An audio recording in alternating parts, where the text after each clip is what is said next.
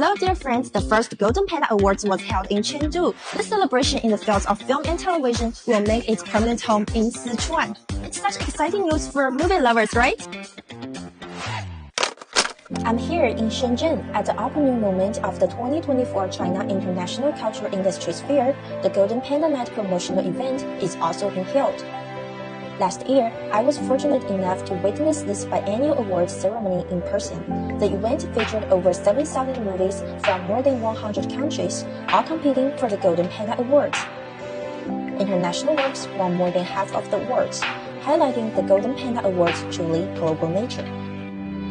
Well, I'm a huge fan of Zhang Yimou, and last year at the Golden Panda Awards in September, it was a huge honor because I got a chance to see him face to face. There were so many great directors. Jia Zhangke doesn't make so many documentaries, but I'm a big fan of his. My favorite Chinese movie is The Wandering Earth, the sci-fi movie with like a lot of technology. I think China is very strong base exploration and rockets. I love that.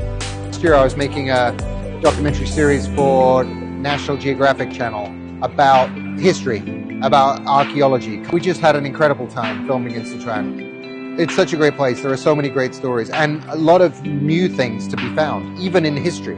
We were looking at the Shu Wenhua, and so Sichuan's just an incredible place for that. Under the name of Panda, enjoy a cultural feast, director Zhang Yimou said, I hope everyone who takes the Golden Panda home can make it a messenger of our cultural exchange.